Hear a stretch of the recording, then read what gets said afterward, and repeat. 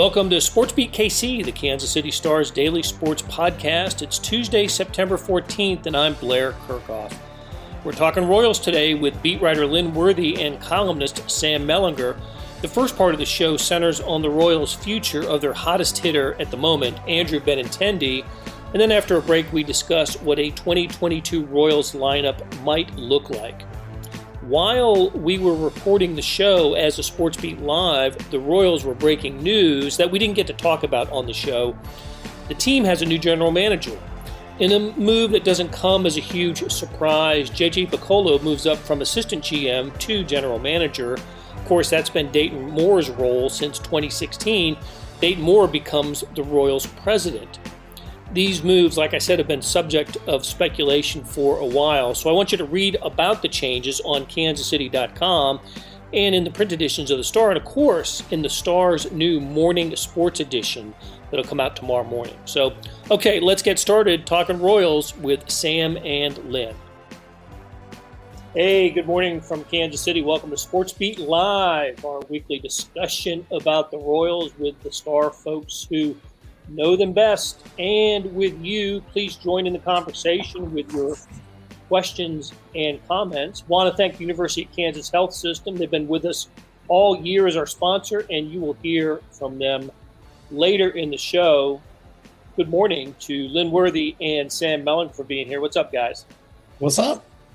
Good morning. Yeah, Vahe Gregorian could not be with us. He is, as we say in the business, on assignment.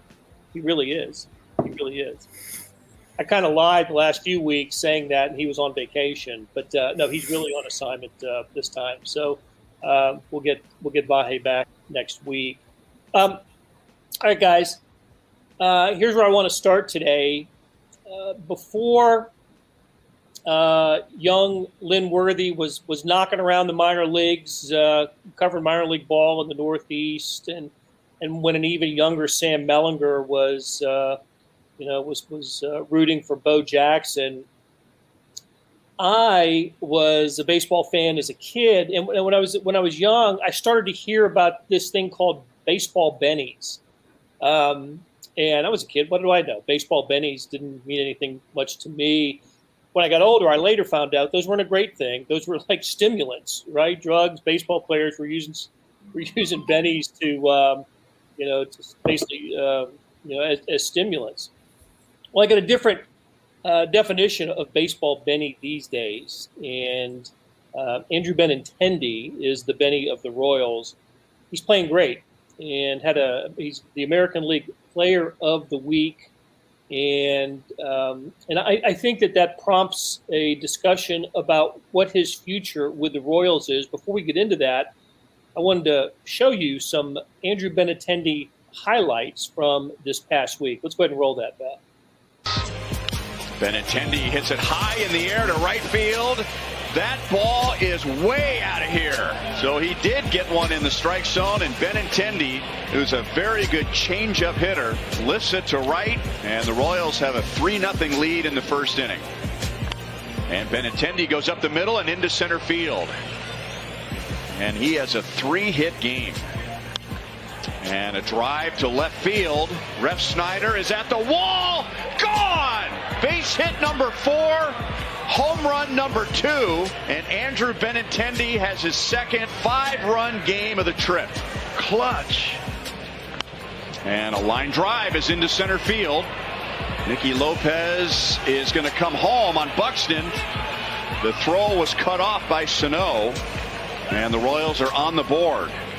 And Benintendi drives in another run. That is his 13th on this trip. Benintendi hits it to the gap in left center field, and that's going to be down. That is his second hit and his 12th on this trip. Those highlights, of course, courtesy of Bally Sports. Those were from the Royals' recent road trip where they went 4-3. I think that's right. Yeah, 4-3 at Baltimore and Minnesota. Andrew Benintendi was terrific in those games. At least in the last 5, 12 RBIs, hit 545, and of course he's the American League Player of the Week. That's as a stretch. He's, that's kind of Salvador Perez molten hot from a month or so ago. Lynn, this is about as well as I've seen Andrew Benintendi hit in a Royals uniform. And maybe, I don't know what he has said about his career. Of course, he was with Boston before Kansas City. Has he had a stretch like this for the Royals this year? Well, for over 7 days, I'm not sure that he's matched that, but I know for the month of May, I believe it was May, he was hitting over 300, and he was, I think he was their player of the month for May. I don't remember what the numbers were like. I want to say it was 330, but I'm not sure, and that was over a full month. The thing with him has just been, even I think it was the first game in Baltimore, we talked about where he felt like he was at. He talked about being frustrated because he felt like when he got going, then something happened. Like he broke his rib. Then he got back and started to get into the swing of things, and he had a shoulder injury and had to take a week off and was easing back into that. And now he's finally feels like he's back where he should be. So you see glimpses of it. I think I keep going back to May because it was sustained over like a month or maybe even a little bit longer. But this week has been just, he had, I think he matched the Royals record for one road trip with RBIs. And then we saw it both sides too. We saw him steal a home run away. We saw him throw a guy out at the plate. So he's, really been everything that lets you know why they were so excited when they got that trade pulled off in February. Yeah, you're right. Clutch defense too. Climbed the wall to take the home run away in Baltimore, and then he had the assist to keep the Orioles off the board in the game. The Royals ended up winning 6-0, but at the time it was either scoreless or 1-0 Royals in Baltimore. No, it's been quite a stretch for him. I think Royals fans were excited when he signed or when he was acquired in the trade. But there was a little bit of hesitation because the Royals, the two main players that the Royals gave up, and they were to different teams, were Franchy Cordero to the Red Sox and Khalil Lee to the New York Mets. And Royals fans kind of not 100% sure what they had in either one of those guys. But just at least based on this year alone, Khalil Lee just has had basically a cup of coffee with the Mets, and Cordero in something like, I think I read this, 48 games is hitting 189 for Boston. So at least, Sam, it looks like the Royals got at least for now the better of this deal. Yeah, I mean, I think that's one of those like classic trades where it's they're getting certainty back, right? Like Khalil Lee and they're giving up a lot of service time with those guys too. And there's a chance that Khalil Lee could turn into a really good player, but he also strikes out a lot. There's some holes in his game. And Cordero, like Royals fans think Mondesi can't stay healthy, and they're right. But Cordero has had, a longer history of this. He's been. They just needed just some certainty, just a legit everyday big leaguer in that spot. Gordon's gone, and just a guy that can do different things. I think the other option would have been either to assume that Cordero can do it across, maybe 140 or whatever, or maybe Kyle Isbell, can maybe slide over into that spot in left field. So I think all things considered, you'd have to say that the Royals made the right decision there. It'll be interesting to me what they do. Lynn, he is arbitration eligible, right? For next season, the Royals have control, and then he's scheduled for free agency after that. It's just that's an interesting situation to me. Like players usually like to hit free agency. The Royals have obviously some guys they're excited about in the minor leagues, and maybe they want that open spot in left field. But he's been a really good player, by all accounts, a good teammate. They'd like to have him around. It's just it'll be an interesting decision what they do with the money there. Yeah, do we project him to be the left? First of all, just for next season, Royals bring him back, don't they, Lynn? Yeah. I mean, it's just going to be a matter of coming to a good arbitration number. But I mean, yeah, you bring him back, and then even if you don't lock him up for any sort of extended period, then maybe he's a guy who has value at a trade deadline if you're ready to bring up somebody from the minors, if you're ready to make room for somebody and you got to start moving guys around, and left field becomes a spot where you can put somebody to make room on the infield or somewhere else for one of these other guys. And the other thing is remember, they weren't even paying his full freight this year because they got money from Boston too. So I mean, you get into production they had this year. You in that trade, you also got, I want to say it was 2.8 or 2.6 or something like that of what his money for this year came from Boston. So you pay him next year, and then if there's trade value there to make room, or if you feel like he's your guy, then maybe you can try and work something out to keep him longer. That's the interesting part, is if both sides kind of feel like this is a relationship that they want to continue, because it's entirely possible that he has an OPS around 800. I think his career OPS is near there. The Royals maybe jump a spot or two in the standings, and at that point, it's a really kind of interesting deal about whether they want to do it long term. It's just he's a good player. He can do a lot of different things, but it's one of those. Do you roll the dice a little bit that one of these young guys is going to come up and be better? It's just it's a really interesting situation.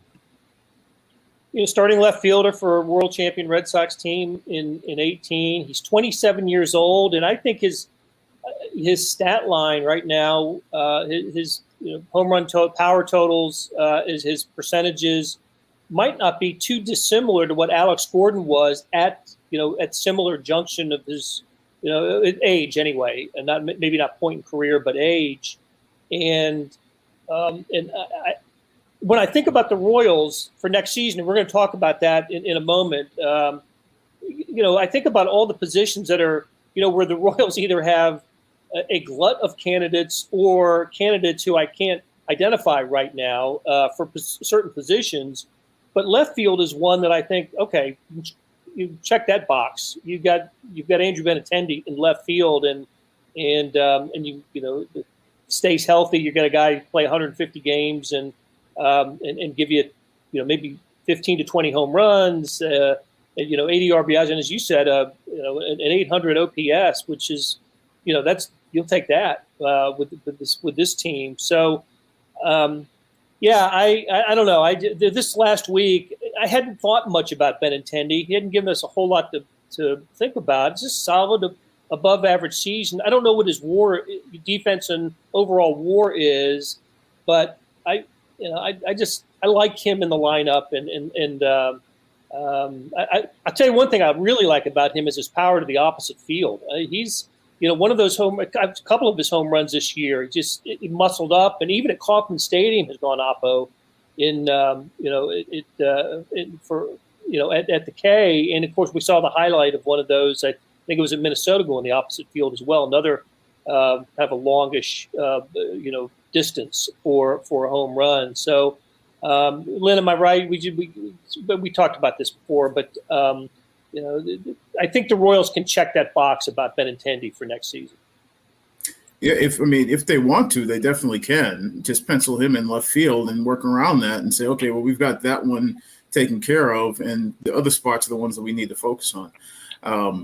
I wouldn't necessarily put so much emphasis on his power, because that was actually the big thing coming in right after the trade. Was last year when he got power centric the last couple of years, that's where his numbers took that dip, and that's where a lot of people at least fans in Boston were starting to sour on him a little bit, like, oh, he wasn't what he was the first couple of years. It was because he started to think more power and all that sort of thing. And this year he's really sort of tried to get more back into that line drive, use the middle of the field, especially playing at Kauffman. That's going to be the key for him. So the power stuff, he'll hit some, but playing Kauffman and being part of the lineup, ideally, you've got some guys in there who can hit for power, that you're not relying on him for that as much as just to be a consistent hitter and a consistent at bat. One thing I think about him a lot, and Blair, you just mentioned he was the starting left fielder, and I think hit like second in the order, right? When the Red Sox won the World Series a few years back. He seems like the kind of player that looks better on a good team. Does that make sense? Like he can be right there in the mix with a good team, but he's not, the kind of guy that you can win with, but not because of, I guess, is sort of the shorthand. He's got like some David DeJesus in him a little bit in that way. And I think, defensively, he's fine. Like, I think he's fit the reputation that he had in Boston. Totally different outfield. I don't know that you can go from a more different outfield unless you go to Coors Field or something. But, I think he's got a reputation as like a good defender. Like he's fine. Like he's not Alex Gordon. He's not going to win Gold Gloves. But he's also not, Jorge Soler, in the outfield or Olivares or whatever. So I think he's a really good piece. He's a really good piece. They got to build around him, obviously, but he's a guy you can win with for sure. I really like the David DeJesus comp. A little bit different kind of players. DeJesus, of course, was a center fielder, covered a lot of ground. Benintendi, a left fielder, but I see that automatic, just right away. The types of hitters that they are. So before we go to a break, and I want to talk about what the 2022 lineup would look like. You mentioned it, Sam. Edward Olivares. What an interesting season he has had. I think we all kind of felt bad for a player who was, shuttling between Kansas City and Omaha as often as he was. And then, that play in Baltimore that happened 6 days ago, it was the day after the previous show ran, where, he playing center field goes into right field and disrupts, Hunter Dozier from making the catch, which I think Hunter Dozier still should have made the catch. However, that was the signature play in the 9-run 8th inning by the Baltimore Orioles in the 9-8 loss. What's the future of Edward Olivares with this team, Lynn? What do you see a future for him here? I mean, I think there's a future. I'm just not sure what it is yet, because I think that's part of figuring out what this outfield is going to look like. I don't think it's in center field. I think defensively he's still got some rough edges that, and that was sort of the word last year. And we've seen him this year only sort of play the corners, and we've seen, a couple of balls that were adventures in right field this year, just in the short time that he's been around. I mean, they like him. Obviously, there's potential there, especially offensively. I mean, he's an athlete, and he's got power, some pop in that bat for a guy who's a sort of a more longer, leaner type guy. But I'm not sure what the end game is there with him, but I think he's a piece that they want to hold on to and see what develops there. I'm just not sure.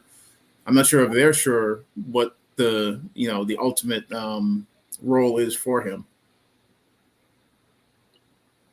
Yeah, his again, going back and forth as often as he has this year, it's been tough for him to develop, and I don't know. I'll tell you what. Let's do this. Let's take a break here, and when we come back, let's look at what an opening day 2022 lineup for the Royals will be. And this is a note that I lifted straight from Mellinger Minutes just a little while ago. So we'll be right back. The Kansas City Royals lineup is backed up by the region's strongest team in healthcare, the University of Kansas Health System. We both suit up with one goal in mind: to win. The University of Kansas Health System, official healthcare provider of the Royals. Hey, it's Blair. We have a special subscription offer for SportsBeat KC listeners: unlimited digital access to the Kansas City Star's award-winning sports coverage. Sign up now for 1 year of Sports Pass for access to all the sports news, features, and columns presented on the kansascity.com site, and it's only $30. That's a 40% savings off our regular rate. Your subscription will automatically renew after the initial term at $50 unless you tell us to cancel.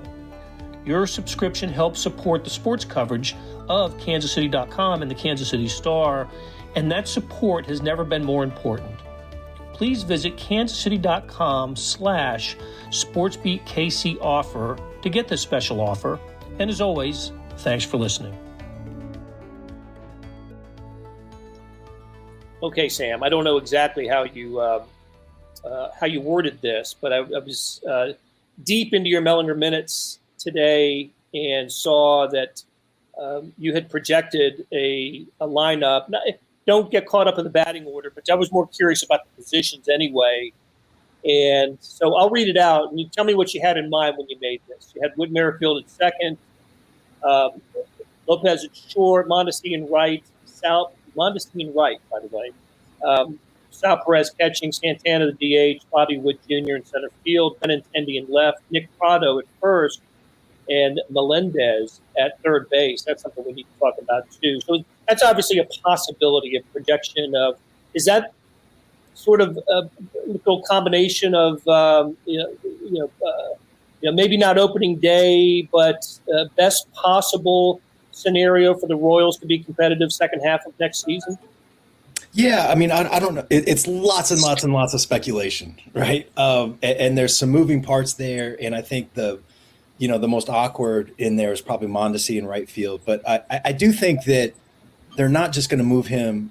They're not just going to let him play third, DH, and that's it. I find that hard to believe. I think they're going to add some outfield to him next year. It makes all the sense in the world, right? With how athletic he is and all that. And the Bobby Witt Jr. thing, I think they need to see what they have in, like, just see if he can play center field. He's more than enough athlete to do it. That doesn't mean he can play it, but he's more than enough athlete to do it. And I know that these are conversations that they've had, and I would expect that to be one of the, the exit interviews after the season of, like, hey, just try it. See if you can get comfortable. We'll see what it looks like in spring training and go from there. Because if he can do that, I just think it opens up a lot of other stuff. You open up third base a little bit more. And I think that MJ Melendez, I mean, my goodness, he's having a monster season in the minor leagues. And, if he is that kind of bat, I think that you want him on the field and or in the lineup.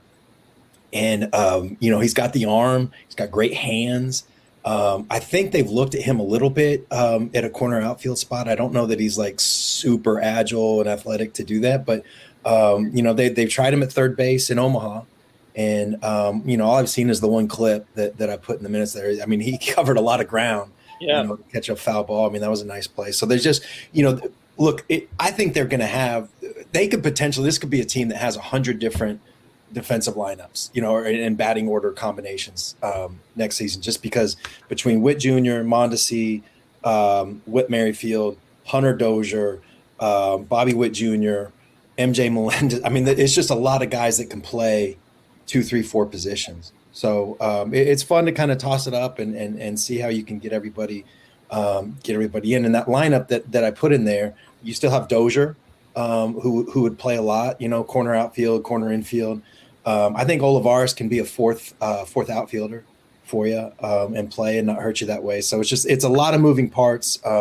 But for once, it's like good moving parts, like the Royals have had teams before. You're like, I don't know, maybe this guy can do it. And now you've got like actual dudes that you feel good about to move around. Dealing a little more from a position of strength than a position of weakness in previous years. So Mike writes in, says, send Monty to winter ball and have him play third base outfield there. So he carries that into spring training and hopefully break through at other positions. Pray that he stays healthy. Absolutely. We'll hear on that. Lynn, what's interesting to me about the Royals, and I don't know if this is a trend, I don't know how many other teams are doing this, but the number of Royals players that are being, played at different positions, and Melendez now playing some third base in Omaha. We're talking about Bobby Witt Jr. at multiple positions, Mondesi at multiple positions, sort of the Whit Merrifield school of multiple position players. That obviously gives the Royals flexibility when deciding a lineup. As Sam said, they could have 100 different defensive lineups. Maybe go back to being old school. It seemed like back in the day, everybody just had their position, and that's what they played. And you didn't see Eric Hosmer anywhere but first base or Moose anywhere but third. And it was a stop the presses moment when Alex Gordon moved from third base to the outfield. I'm surprised we didn't do a special section on that at the Star. But the fact that there's so much flexibility and versatility, will the Royals be well served by this? I think potentially, yes. I mean, I think you look at a team like Tampa Bay, and they've had, they've gone to World Series with guys who've played multiple positions, guys who've bounced around, guys who've been, played that way with guys who come off the bench and played in spots, regularly, even in playoff games. Maybe not start games, but will come in and play games, and guys will move around. So I think if you have the right guys, if you have if you don't have necessarily a lineup that's just stacked the way you can just set it every day and leave it, then this is the other option. I mean, I think Mike Matheny's talked about that in the past, just about, like obviously the idea, you'd love to have a lineup where you just set it and leave it alone and you don't have to do anything with it. But, I think he's said in the past, like last year in this series, they're not at that point yet. And it might be where you're, a smaller market team like a Tampa or Kansas City that, maybe you don't get to that point, or maybe the best option for you is to have guys that move around to maximize the athletes you have, the bats you have, the matchups you have from a night to night basis. So I think having versatility, and then also just, where they're at, where you still have some guys who you're not 100% sure what they're, what they're going to be, or they're not at that, they haven't reached their peak yet. While they're getting there, you still might have other guys that are worth using, worth getting something out of. Like, maybe it's where you still squeeze what you can out of a Carlos Santana or a Michael A. Taylor, or, whoever it is, while you're getting what you can out of, a young Nick Prado, Bobby Witt Jr., Edward Olivares, guys who, you can get something from, but maybe aren't everyday players yet. So, I mean, that's, I don't think that's out of the question. I don't think it's something that is, untenable. I think Tampa has proved that. It's just a matter of finding the right guys, finding the right mix, and being able to carry that out. I guess my only request, I guess, of the Royals is don't wait till they get to the major leagues to start moving them around. This is something that really should happen at, in Omaha, Northwest Arkansas, Quad Cities, Columbia, wherever, that this is, don't wait till they get to Kansas City to introduce a new position to a player. And I will say this, it seems to me that, a player like Hunter Dozier might be better served by squaring up at one position. And I don't know, with something to unlock him. So anyway, just a thought. And hey, let's start to wind down. I will say that, I don't know if you guys noticed, but the San Francisco Giants became the first team in baseball to clinch a playoff position last night. Giants are back in the playoffs. Listen, I just haven't been keeping up with the Giants. I'm sure they've been in the playoffs since the 2014 World Series, but I can't remember them being there. So they are on their way to the postseason. What an organization! I think it's one of the great organizations in baseball, and it looks like there are some wild card positions that still need to be sorted out. And I'm wondering if you guys have a thought on who your favorites would be. It looks like either, the Dodgers or the Giants will win the West, and one of them will be the wild card. So it's down to what, Padres, Reds, Cardinals for the AL or for the NL wild card. What do you think, Sam? Who comes out of that race? Well, the main thing that I keep thinking about is, remember before the season, there was all this talk about whether the Dodgers were going to be the best team ever. Literally, that's what big stories were written about, whether this would be the best team in the history of Major League Baseball. And if not, then certainly it was going to be the Padres that knock them off. And so, of course, the Giants, are the team. And actually that winning streak happened. There were some people sort of wondering if the Giants should sell. At one point during the season, and now they're, just kind of boat racing everybody. I mean, they're only a couple games up, against the Dodgers in that division, but have the best record, I think, in all of baseball, not just the National League, but the best record in all of baseball. I love that. I don't think that kind of thing certainly doesn't happen in the NBA. Sometimes you'll get it. in the NFL. But usually that's like a team that you expect to go 4-12, goes 10-6, and gets a wild card spot. You just it's one of the cool things about baseball. So anyway, moving on that, I still think the Padres have a lot. They just have so much talent, and they've had to play through some injuries. And if they can get healthy a little bit, that's a team that I would expect to rise up a little bit and maybe separate themselves in that group. Yeah, look, in the American League's crazy. The whole AL East with the way Toronto's played here the last couple of weeks, and the Yankees after their 13-game winning streak. The Yankees have just been in the, kind of in the tank. They won last game, but gosh. So right now, as it stands, the Blue Jays and the Yankees are the the wild card teams. Boston is right there, and then right behind those guys, Seattle, Oakland. Those happen to be the two teams the Royals are playing this week. So it's there are some good races coming up here in the, coming down the stretch, the final 3 weeks. The Royals aren't part of them, but they'll have a say with games against the Mariners and the A's this week. So we're going to wrap it up for today. I want to thank Lynn Worthy and Sam Mellinger for being with us, for Beth Welsh for producing the show, and a couple little programming notes. Be sure to be with us a week from today. I think we're going to have a special guest. I won't jinx it by telling you who it is, but we'll get you word in advance who I think will be joining us at this time next Tuesday. And always we've got Chiefs SportsBeat Lives coming up 9:30 on Thursday, and of course post game from the Chiefs. So for Lynn, for Sam, for Beth Welsh, thanks a lot, and we will talk to you again soon. That'll do it for today. Thanks to our SportsBeat KC production staff of Beth Welsh, Monty Davis, Jeff Rosen, Chris Fickett, and Savannah Smith. Tip of the cap to Sam Mellinger and Lynn Worthy for talking Royals. Links to their stories can be found in the show notes and on kansascity.com. Hey, let me tell you about another deal. You can subscribe to Sports Pass for 99 cents a month. That's right, 99 pennies a month. Sports Pass is the online edition of the Star Sports section. You get all the stories that appear in the print editions of the Star, plus additional stories that appear only on the website. And of course, they're posted first on kansascity.com. After 3 months, it auto-renews at $5.99 a month unless you cancel. And of course, it's a great time to subscribe. You read about what's going on with the Chiefs, the Royals, colleges, soccer teams, and more. You go to kansascity.com/sportspass2020 to get this. That's kansascity.com/sportspass2020. And I also wanted to call your attention to something new. Maybe you know about the Star Z edition. That's a replica of the printed newspaper on your screen that comes with your digital subscription. Well, now there's an updated sports section produced separately that goes along with it. When you open the e-edition, there's a box in the upper right-hand corner. You click on that, and you can access a sports page that includes late afternoon and evening news. Like on Monday, it was 35 pages full of Chiefs, baseball, Royals, everything. It was crazy.